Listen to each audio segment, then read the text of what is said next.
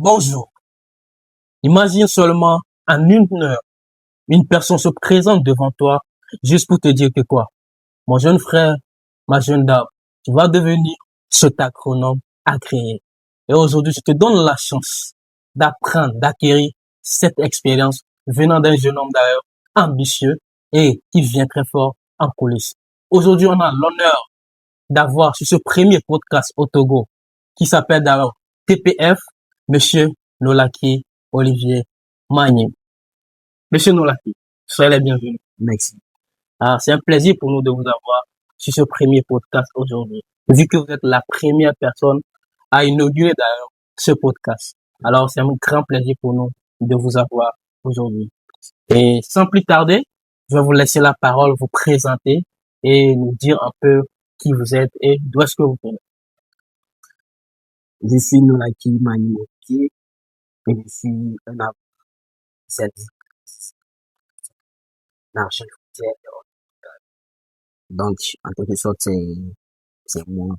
Ok, super, super. J'adore cette énergie, ça fait vraiment résonner comment cette chose, super. Et d'où est-ce que Monsieur Olivier vient? Je viens de très loin, s'il faut le dire ainsi.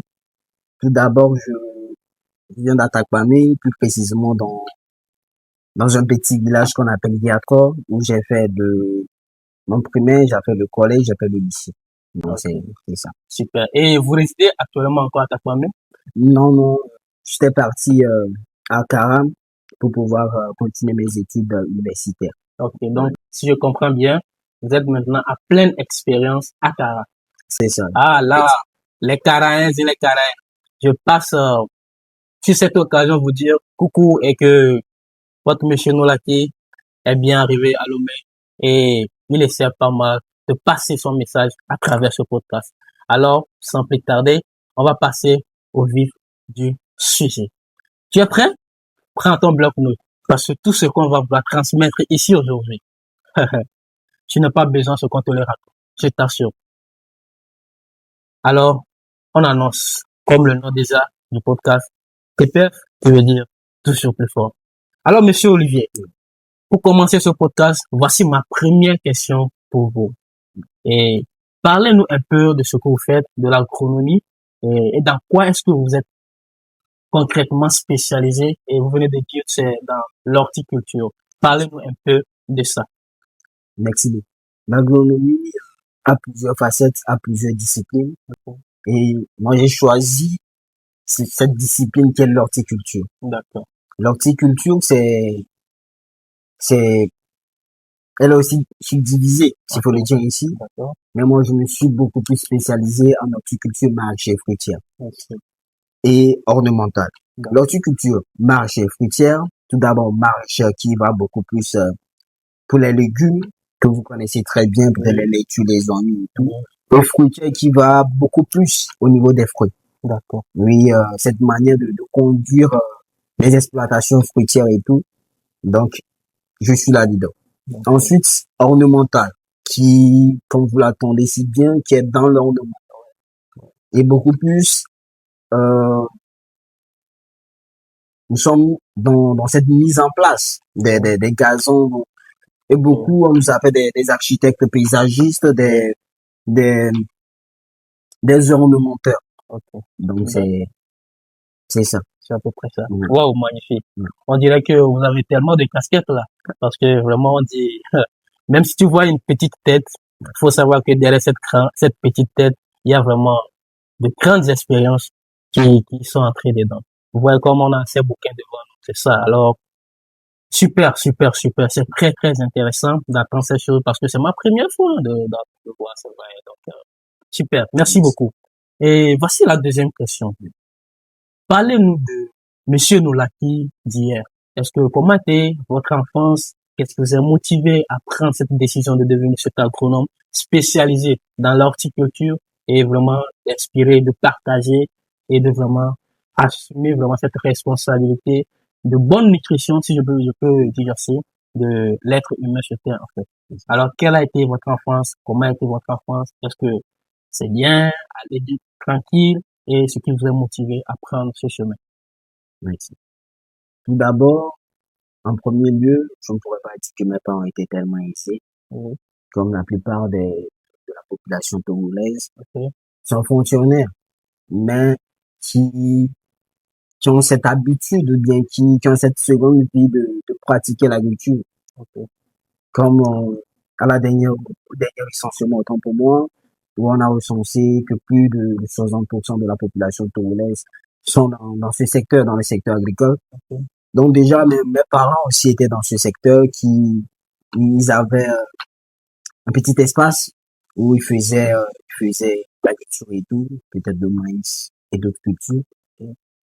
Donc j'y allais au champ et je voyais que beaucoup de nos cultures étaient attaquées par des ravageurs, par des maladies et tout. Et je me posais des questions. Pourquoi, comment est-ce qu'on doit faire pour pouvoir régler tous ces problèmes, tous ces défis auxquels tous ces agriculteurs sont confrontés. Donc, c'est ce qui m'a amené en premier lieu. En ce moment, je pense que j'étais au collège quand déjà cette vocation de pouvoir trouver des solutions à ces défis auxquels tous ces agriculteurs font face. Arrivé au lycée, j'ai toujours eu cette ambition. Et puis, j'ai dit, après le bac, je compte m'orienter. Je compte m'orienter dans une spécialité agricole. Donc, après mes recherches, j'ai vu qu'il y avait un phare de Tové, j'ai vu qu'il y avait l'ISA à Lomé ici. Et après mes recherches aussi, j'ai vu qu'il y avait une discipline appelée l'horticulture, vraiment qui est très vaste. J'ai vu que bon nombre de personnes ne connaissent pas ce que vraiment veut dire horticulture. Mais c'est une discipline qui est très vaste et ça regroupe toutes les cultures.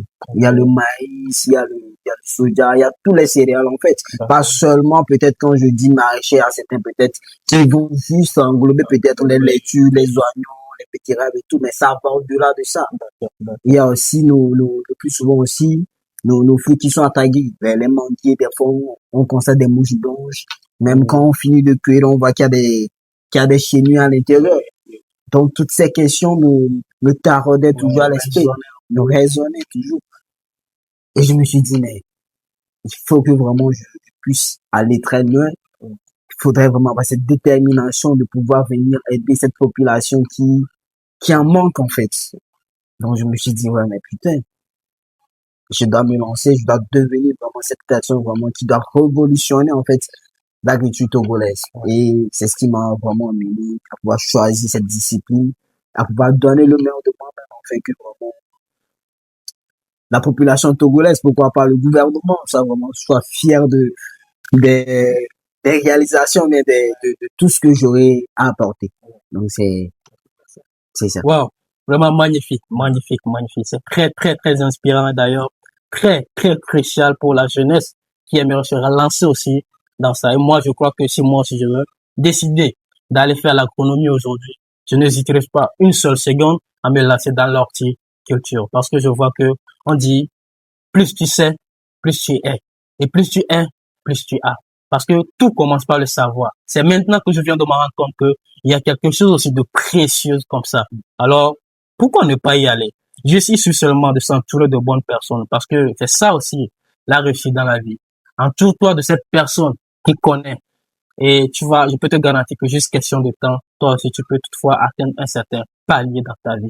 Alors, magnifique, magnifique.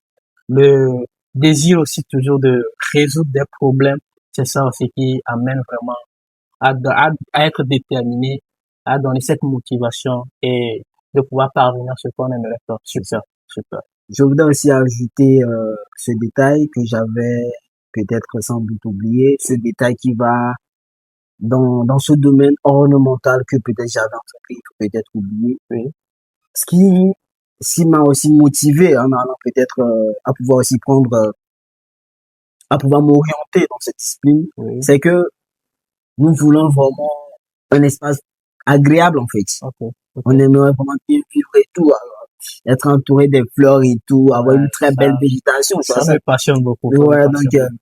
alors qu'on constate vraiment qu'il n'y a pas ça vraiment dans notre pays de Togo. Il en manque en fait. Des espaces verts, des parcs écologiques, on aura à aller visiter, voir des arbres vraiment en voie de disparition. Donc tout ceci fait partie de cette spécialité horticole, de cette spécialité ornementale. Magnifique. Et il y a eu une étude aussi, autant pour moi, qui est celle-ci. On a déposé un patient à côté d'un lieu où il y avait pas les fleurs, où il y avait peut-être rien que du gravier et tout. Et de l'autre côté, on a déposé un patient où il y avait beaucoup de fleurs et tout. Et on a constaté au final que les patients, parce que c'était pas un seul patient, Oui, oui. les patients qu'on amenait le plus souvent au niveau de là où il y avait des fleurs se guérissaient plus vite. Donc, on voit que ceux qu'on amenait des fleurs, ils avaient du mal vraiment à se rétablir. Donc, vraiment, c'est aussi ce qui m'a amené vraiment à pouvoir aussi aider toutes ces personnes peut-être malades. Je pense qu'il y a aussi l'antidote, s'il faut le dire ici. Oui, non, c'est évident. Ouais, ouais, ça c'est sûr, c'est sûr. Tu vois, c'est que la chose la plus merveilleuse dans ça, c'est que quand tu t'entoures toujours de la nature, parce que la nature déjà, elle a été créée, je sais pas, mais par Dieu, peu importe ce que tu appelles par mais c'est que quand tu t'entoures de cette verdure, vraiment, ça fait du bien. Ça fait du bien. Et moi, c'est super. Comme je l'ai dit si tôt, je n'hésiterai pas une seule seconde à me lancer dans l'agronomie si j'aimerais vraiment le faire. C'est super. Magnifique déjà. C'est comme si je m'y mets dans votre monde et ça me passionne vraiment. Ça me passionne. Super, super, super. Magnifique.